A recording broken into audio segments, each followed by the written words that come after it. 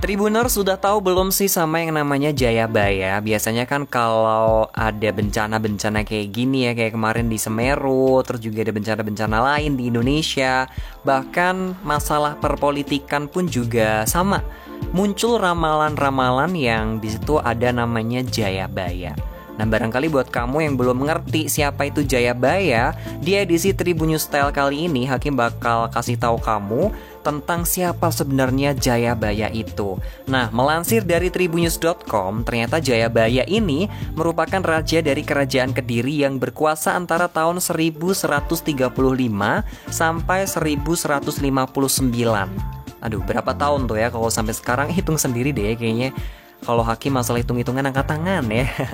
Nah, pada masa pemerintahan Jayabaya ini, kerajaan Kediri bisa mencapai puncak kejayaannya. Jayabaya juga termasuk salah satu penguasa di masa lalu yang namanya selalu diingat-ingat oleh masyarakat hingga saat ini. Kayak yang Hakim bilang tadi ya, alasannya karena ia pernah membuat buku yang isinya ramalan-ramalan atau dikenal sebagai Jangka Jayabaya. Banyak yang meyakini kalau beberapa hal yang terjadi di Indonesia saat ini adalah perwujudan dari ramalan Jayabaya tersebut nih Tribuners. Asal-usul dan keturunan Jayabaya atau Jangka Jayabaya itu diyakini sebagai titisan Dewa Wisnu dan masih keturunan Pandawa dari ayahnya. Ayahnya adalah seorang putra Yudayana, putra Parikesit, putra Abimayu, putra Arjuna dari keluarga Pandawa yang bernama Gendrayana. Nah, permaisuri Jayabaya bernama Dewi Sara dan darinya lahirlah Jayamijaya, Dewi Pramesti, Dewi Pramuni, dan Dewi Sasanti.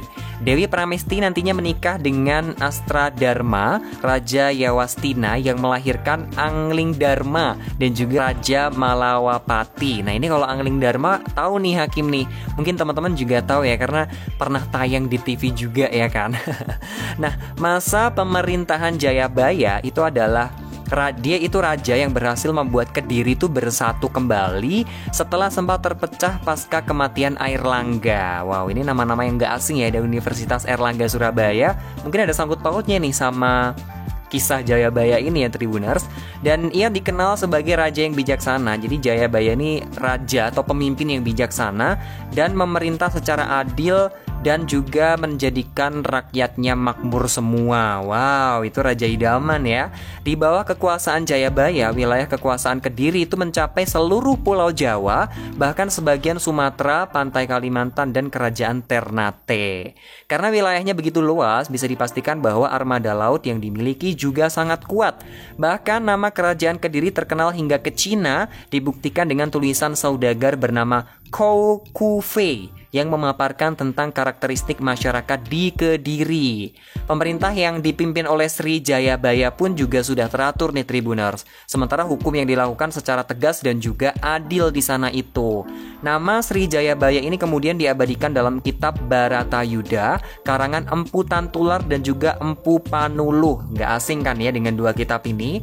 Dan Hakim mau ngasih tahu ke kamu tentang banyak sekali ramalan yang dituliskan sama Jayabaya atau yang sering disebut dengan Jangka Jayabaya ini tadi. Beberapa ramalannya yang ada sampai sekarang tuh diyakini di Nusantara, di Indonesia ini ya, yang diyakini sama banyak orang dan mungkin bakal terjadi juga di masa yang akan datang, kita nggak tahu. Tapi yang sudah itu kayak yang pertama akan datang satu masa yang penuh dengan bencana seperti gunung meletus, gempa bumi, laut dan juga sungai meluap, tsunami atau banjir lah ya maksudnya. Itu udah terjadi kan di era-era sekarang. Kayak kemarin baru aja di Gunung Semeru meletus pada 4 Desember, terus juga ada banjir di mana-mana, tsunami juga pernah terjadi juga di Indonesia, gempa. Nah, itu yang kedua, datangnya bangsa berkulit pucat yang dapat membunuh dari jauh dan bangsa kulit kuning dari utara. Nah, ini dalam kisahnya terbukti bangsa penjajah dari Belanda dan juga Jepang yang pada masa sebelum kemerdekaan datang ke Indonesia untuk menjajah masyarakat di Indonesia. Yang ketiga, adanya kereta berjalan tanpa kuda. Nah, ini yang Hakim maksud tadi. Ada mobil dan juga motor dan perahu yang berlayar di atas awan. Maksudnya adalah pesawat ya. Terus juga yang keempat itu datangnya masa di mana hujan salah musim, kayak pemanasan global seperti yang terjadi saat ini juga. Kadang sudah waktunya musim hujan tapi masih musim panas tapi kok malah musim hujan. Dan yang terakhir ini ada akan muncul Satria Piningit, itu sosok yang dapat memutus semua kebatilan dan kehancuran di dunia. Kalau ini belum ada ininya ya, belum buktinya gitu, belum ada. Akhir dari masa hidup Jayabaya ini diceritakan turun tahta ketika usia Jayabaya itu sudah sangat tua, Tribuners. Nah, ia kemudian moksa, jadi moksa itu melepaskan diri dari ikatan duniawi di Desa Menang Kabupaten Kediri. Nah, tempat petilasannya itu dikeramatkan dan sampai sekarang masih dikunjungi oleh banyak orang. Nah, barangkali kamu yang udah pernah berkunjung ke Kediri boleh ya bagi-bagi informasinya ke Hakim tungguin di kolom komentar. Mungkin itu dulu ya cerita Hakim tentang kisah Jayabaya. Seru juga ya kita bercerita tentang sejarah dan juga masa lalu. Tapi kalau masa lalu kamu sama mantan kamu kayaknya nggak usah dibahas-bahas di sini ya. Cukup masa lalu yang bersejarah, mengedukasi banyak orang tentunya di Tribunnews Style kali ini. Dan kita bakal sambung lagi di lain kesempatan. Barangkali kamu mau request tentang sejarah apa gitu, boleh tulis di kolom komentar. Hakim bakal tungguin requestan dari kamu. Terima kasih atas waktunya dan sampai jumpa. Selamat beraktivitas kembali.